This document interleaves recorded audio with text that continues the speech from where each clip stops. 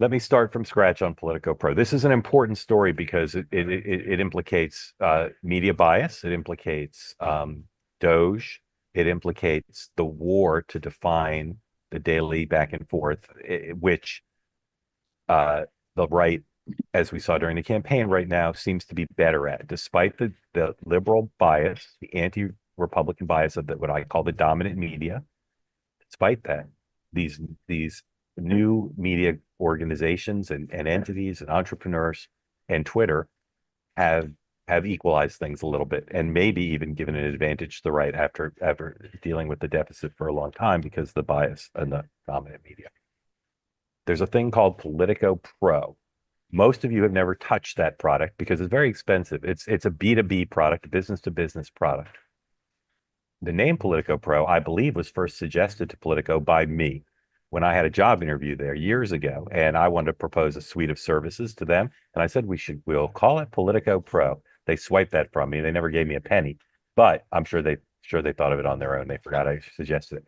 Politico Pro is something that's purchased by lobbyists and businesses and the government, and it's proprietary data. It's data that it's some publicly available data that they aggregate, but it's also reporting and other information that in theory is not available anywhere else. Now, when I was a young journalist, there was something called National Journal. National Journal was a monthly magazine, maybe it was twice a month, I don't remember. Pretty thick. It had 3 hole punches in it, so you could store it in a 3-ring binder. And it was extraordinarily well-written articles about public policy, and it cost a fortune. I don't remember how much it cost, but it cost way more than like Time Magazine or Newsweek. But if you were a Washington office, a House or Senate, White House, department, agency, lobbyist, you had to get it, even though people almost never read it, right? Politico Pro is somewhat similar in the sense that it's like a Bloomberg terminal if you're in finance, right? If you're in government, either in the government or in a lobbying firm or a DC law firm, whatever it is, you budget to get Politico Pro. Because if there's one piece of information in there that helps you during the year, particularly if you're a lobbyist, it's worth the price, right? You tell your client, do this, they do it, they make $1 trillion or they avoid losing $1 trillion. And like, thank God we have Politico Pro. To be honest, I don't know everything that's in it. I don't know exactly how many different Politico Pro products there are. I just know it's a B2B product and it's very expensive. Okay. Governments, state, local, federal, they have big budgets for publications. As I tweeted earlier today, if I were the head of the CIA and my station chief in Athens said, should I have a New York Times subscription? I would say, yeah, you need to access New York Times because they often know stuff the government doesn't know. So yeah, either use your cousin's login or don't break the law, you're in the government. Let's buy it. Okay. Just like in the private sector, I'm sure a lot of you have offices that have budgets for certain things like periodicals. When I worked at ABC News, we would get stacks and stacks of hard copy newspapers in the pre-internet age, and many of them would go unread, but we paid for them. And then at some point, ABC was like, we need to cut back. Let's scrutinize this. Maybe we don't need 100 Washington Post delivered every day. Okay. Politico Pro provides some amount of the revenue to Politico. I don't know how much, but some. And it's very expensive. Politico's free, right? You can read all the Politico journalism you want, but Politico Pro costs money. Okay. Today, it was reported that yesterday and today, that some amount of money, I've seen different accounts, but millions are spent by the federal government on Politico Pro. Okay. And that some of that money was paid for by USAID. Okay. And the controversy is, why are they spending all this money on Politico? Okay. Now, as I tweeted before, there's a supply side issue and a demand side issue. Is this a scandal about Politico or is it a scandal about the government? Okay. Let's play Caroline Levitt today at the White House, number 5, please, talking about canceling Politico Pro subscriptions. Upon coming out here to the briefing room, I was made aware of the funding from USAID to media outlets, including Politico, who I know has a seat in this room. And I can confirm that the more than 8 million taxpayer dollars that have gone to essentially subsidizing subscriptions to Politico on the American taxpayers' dime will no longer be happening. The DOJ team is working on canceling those payments now.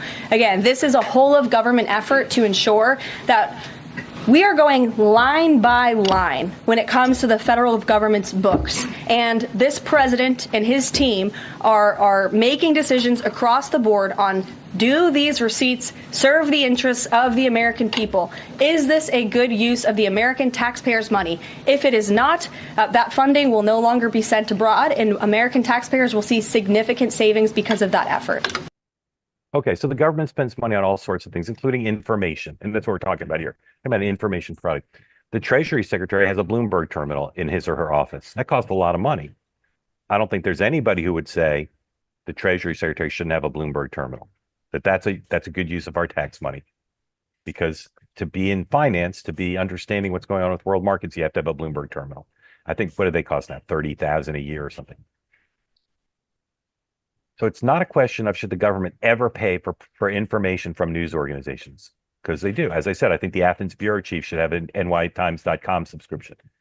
So there's a threshold question here. Is Politico Pro worth the money? That judgment was made by someone at USAID and all the other federal departments that subscribe to it. They said, yes, we need that. That might have been a bad judgment. And it's not, I don't think it's blanket. I don't think it's either good or bad for every department. You could say the Secretary of Agriculture needs it, but the FBI doesn't, whatever. Okay. That's on the government side. On the Politico side, the right has turned this into, they're subsidizing Politico. Well, in a sense, they are. They're paying Politico money, but they're paying for they're paying for an information product. They're not doing it to bribe Politico. Okay. Now, is Politico liberally biased? I think their coverage of Biden and Trump in the last 4 years has become increasingly biased. And there are reporters there, some of whom have left, who agree with me. But they're not biased because they make money off Politico Pro. Most of the reporters who work for Politico have no knowledge about the business side. There's a sales team at Politico that successfully has sold the product, okay, to them, to the different parts of the government. I cannot blame Politico for this. They're not doing it for any reason, but they're trying to make money because they're a business. So Politico is blameless, despite what you'll read on the right. And again, I've been attacked all day for saying this. I don't care on this one. I'm happy to be attacked because it's so important that the truth be told about this. Politico Pro has a sales team, and they sell their product, and they set a very high price point. And if the government doesn't want to pay for the price they're doing, and they can't negotiate a better rate, then they don't get it. But they made the judgment they need it. Now, on the demand side, I agree with Elon Musk. Scrutinize it. Do they really need it at that high price point? Because it's millions of dollars of tax money. All right, here's a tweet, number 6, please. This is a representative of a lot of tweets from Red Twitter today about this. Blaming Politico rather than blaming, all right, it's a little hard to read. The Politico scandal is worse than you think. Thank you. Yeah, keep going. It's not just the $15 million that Politico received from USAID. It's $34.3 million that Politico has received from various federal government agencies. Politico is, without doubt, a totally corrupt propaganda arm of the swamp. Right. So the first part's true. It's a lot of money, and it should be scrutinized. And I can see the argument for them to say Politico is biased, as a lot of Washington news organizations are, against Republicans, but they're not connected. They're not biased because they're making the money off this product. Okay. So again, people have been tweeting at me all day saying I'm part of this thing and I'm an apologist for this, and it's totally corrupt. Here's something that's true. In Washington, the people who work on the Politico sales team and who write for Politico and Politico Pro, they're more likely to be liberal Democrats than they are Republicans. That's true. They're more likely to be at parties with people in the Biden administration and the Trump administration. Not 100%, but that's true. But I'll say again, you can go on Twitter and read about this and hear about it on podcasts, etc.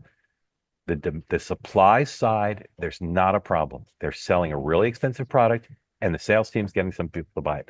On the demand side, again, someone should make the judgment. And if you're a good boss and whatever your job is in the federal government, if you're a good steward of the taxpayers' money, every year you're saying, you know what, we've got a $30 million budget for subscriptions, and maybe we shouldn't spend it all. Maybe we should give some of it back. That's not what bureaucrats normally do, but we're paying $1 million a year for Politico Pro. Who's using it?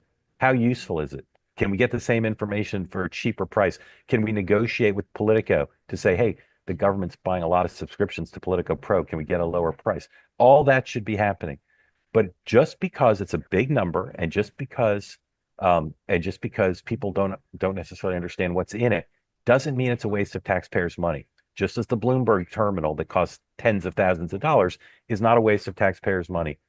I don't know enough about what they're getting in Politico Pro, but I can tell you it's wrong to say this is a scandal about Politico, and it's wrong to say it's absolutely a wasteful expense. Because the people who are saying that have no idea, because they've not interviewed the people who decided to buy it and the people in the government who use it. Okay? Dan Turrentine is here. Dan, come on in and tell me if I've missed anything about this. Because as you can see, I'm both fired up and tired both. Have I missed anything? Have I gotten anything wrong from your point of view? No, I know Political Pro very well, because when I ran government relations for a Fortune 500 company, we used it.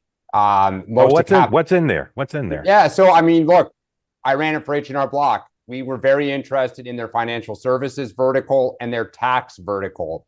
What they do is they are very, very well connected to the specific committees of jurisdiction.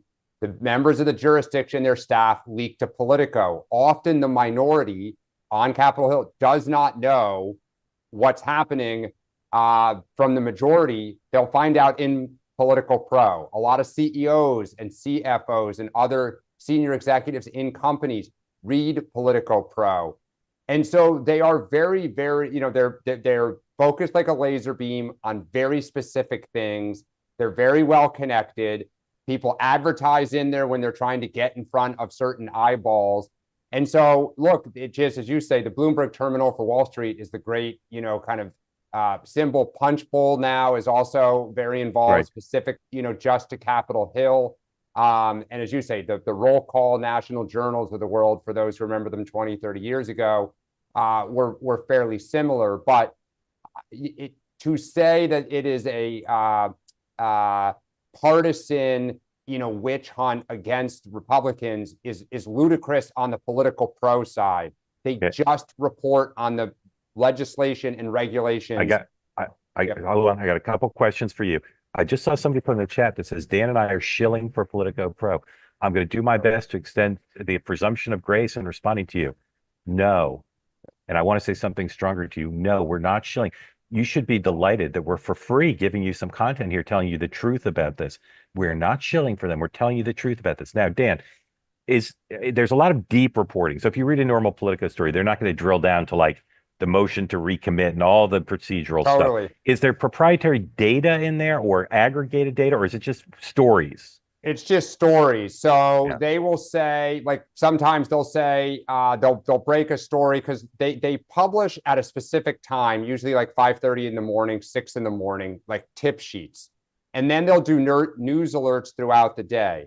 So they'll say, here are the witnesses, or a member of Congress is going to hold a hearing in 2 weeks. Here are the witnesses. Here is what they're going to focus on. A lot of lobbyists don't know about it. A lot of lobbyists cut and paste and send it off to headquarters to say, this is coming. So their secret sauce, like a lot of people, is they're well connected. Right. So Axe or Punch Bowl, a newer product, they have a pro product too. They have a free product and a pro product. So somebody might say, we don't need to pay for Politico Pro anymore because we're getting the same thing from Punch Bowl. But if you're a lobbyist or you're on the Hill, you can't afford to pick and choose because your rivals have it. So you can't not get it. And the executive branch has to get it because if you're in the legislative affairs department of your agency or department, if you are in the comms department or at a senior level, you have to know what the lobbyists and the people on the Hill know. You don't have an option. They also cover the executive branch. They'll cover Treasury. They'll cover DOD. Like they have an agriculture vertical, defense vertical, healthcare, but like all the places people have vested interest. Right. So it would be like telling a Hollywood agent at CAA, you can't get variety. It's too expensive. We got to cut variety. They have Yes. to get the trades. These are like the insider trades. I'll say again, I'm not saying that Doge shouldn't scrutinize this. I guarantee you, if they put me in charge of going in to the agriculture department and said, figure out if we're overpaying for content, I'd say, show me it. And I'd say, you're getting 100 hard copies of the Washington Post? No. Let's negotiate one digital subscription. You don't need to read the hard copy. You want the hard copy, buy it yourself. That's what I would do. And Politico Pro, I would say, how much are we spending on Politico Pro? Who's using it? You know, and then decide whether to keep it or not. But I'll say again, this has nothing to do with the bias of Politico. This has nothing to do with Politico being corrupt. Kudos to them. They make millions selling this thing because they figured out how to package up information that lobbyists, people on the Hill, CEOs, other journalists, and the executive branch have to have.